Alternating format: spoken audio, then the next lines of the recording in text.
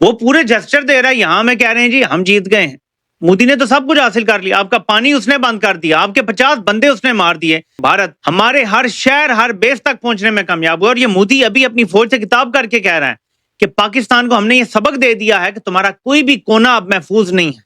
ये है जीत हमारी, जो ये बगलें बजा रहे हैं।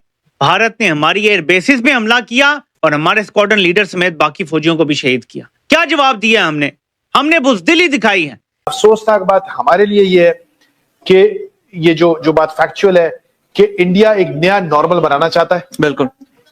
और उसने जिस किस्म की एस्केलेशन इस दफा की है पाकिस्तान के साथ, उसने पहले कभी नहीं की।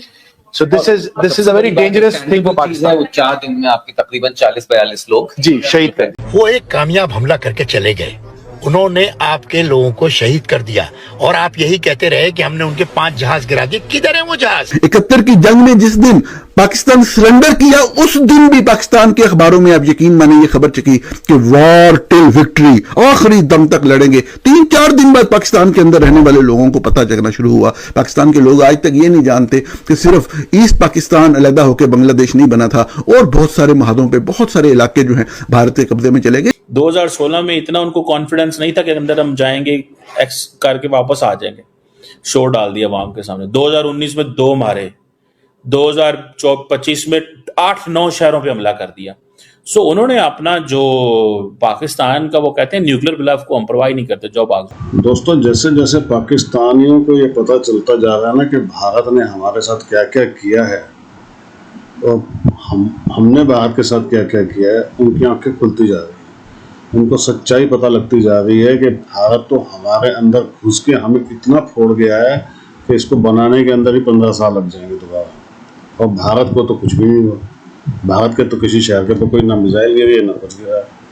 हाँ, ये जरूर है कि भारत के अंदर जो हमारे शरीफ गांव वाले थे वो 2-4 बेचारों को जान गई है, जिसका हमें अफसोस भी है। लेकिन पाकिस्तानियों को बड़ा नुकसान हुआ दोस्तों, बड़ा नुकसान हुआ। अब इनको पता लगा है जश्न मनाने का असली, क्योंकि अब इनका जश्न मातम हो गया।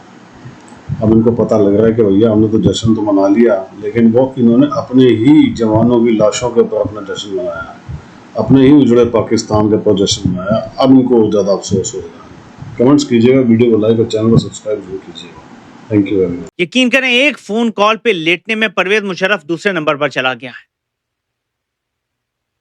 पाकिस्तान की मौजूदा जो इस टाइम हुक्मरान तबका है, जो हैंडलर्स हैं, ये लेटने में मुशर्रफ को भी पीछे छोड़ गए हैं। एक फोन कॉल पे लेट गए। और यार कम से कम ये तो कहते हैं कि ये इन्होंने हमारे बंदे मार दिए, अब हमें जवाब देना पड़ेगा।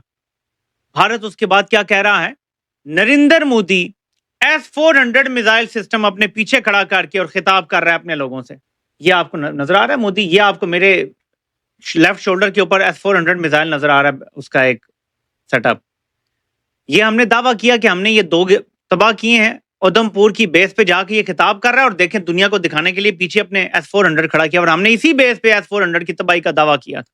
मोदी ने वही S-400 अपने पीछे खड़ा किया हुआ है और कह रहा है ये देखो मेरे पीछे सही सलामत खड़ा है और देखो मैं खिताब कर रहा हूं अपने लोगों से। वो पूरे जेस्चर दे रहा है, यहां में कह रहे हैं जी हम जीत गए हैं।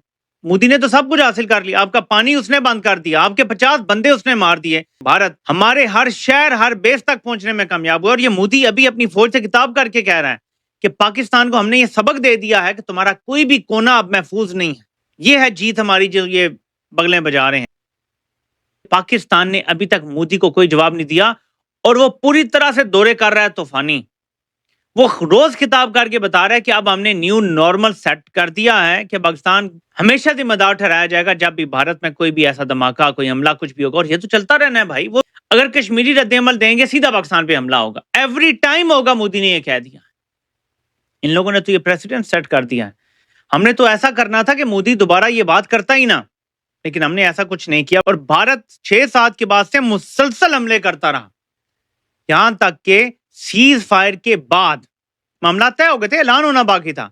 सीज फायर के मामला तय होने के बाद भारत ने हमारी एयर बेसिस पे हमला किया और हमारे स्क्वाड्रन लीडर समेत बाकी फौजियों को भी शहीद किया। क्या जवाब दिया हमने बुज़दिली दिखाई है। कोई भी होता है इंडिया यही कर रहा हूँ, और इंडिया ने एस्केलेट किया है। ये इंडिया की बदतरीन एस्केलेशन है पिछले 55 सालों की। लेकिन अफसोसनाक बात हमारे लिए ये है कि ये जो बात फैक्चुअल है कि इंडिया एक नया नॉर्मल बनाना चाहता है, बिल्कुल, और उसने जिस किस्म की एस्केलेशन इस दफा की है पाकिस्तान के साथ, उसने पहले कभी नहीं की। So this is a very dangerous thing for Pakistan. वो 4 दिन में आपके तकरीबन 40-42 लोग जी शहीद पे। ठीक है, I think it's pretty much done now. Let's see, वो कहते हैं ना the proof is in the pudding वाली बात होती है कि हिंदुस्तान ने आखिरी मौके तक, बुलारी इज पाकिस्तान न्यूएस्ट एयरबेस। 2017 में अभी सिर्फ 8 साल हुए हैं बुलारी को कमीशन हुए हुए। We have got 2 squadrons there, F-16, JF-17 block 2। इसके बारे में और भी थियरीज आती हैं that Pakistan has got certain technical weapons there as well. वहां पे जाके ये हमला होता है। M9 में ट्रैवल करने वाले लोगों ने वीडियोस भी बना के भेजी हैं। I think India is hit us really hard there, और उसके फौरन बाद ये सीज फायर होना, हम ये बोलेंगे कि हम ये कह सकते हैं कि जिस वक्त मैच खत्म हुआ उस वक्त आखिरी ओवर में हमें 3 छक्के पड़ चुके थे। So well, we won't be able to make a comeback. Technicalities, अपनी वीकनेसेस पे बहुत काम किया है, चाहे वो S-400 की बात हो या फिर वो उनके रफाल्स की बात हो। The way Indians have used drones, I think उन्होंने जिस तरह पाकिस्तान के एयर डिफेंस सिस्टम को एंगेज रखा, जाहिर है शायद आपको मेरी बात में और मेरे जो दोस्त यहाँ बैठे हैं उनकी बात में थोड़ा सा पेसिमिज्म इस वक्त नजर आ रहा हो, but it's a fact. Threshold cross कर लिया। 2016 में इतना उनको कॉन्फिडेंस नहीं था कि अंदर हम जाएंगे, एक्स करके वापस आ जाएंगे। शो डाल दिया आवाम के सामने। 2019 में 2 मारे, 2025 में 8-9 शहरों पे हमला कर दिया। सो उन्होंने अपना जो पाकिस्तान का, वो कहते हैं न्यूक्लियर ब्लफ को हम परवाह नहीं करते, जाओ भाग जाओ। दिस इज व्हाट दिस है कि हम पाकिस्तान की न्यूक्लियर ब्लफ को परवाह नहीं करते, भाई साहब जाओ, चले जाओ जिधर जाना है। तो ये चीज भी थोड़ी सी इंपॉर्टेंट है, मैं इसको समझता हूँ। ये चीजें थोड़ी सी हमें समझनी चाहिए कि ये हमें जो कर रहे हैं ना, ये हमारे साथ जो कर रहे हैं इंडियंस, ये एक दैट्स एन इम्पोर्टेंट थिंग। ये मुझे एक चीज नजर आती है कि उतना आसान काम नहीं है जितना हम समझते हैं। कि उनका रोज पाकिस्तान को ये कह देना कि हम न्यूक्लियर ब्लफ जो है वो कॉल करते हैं।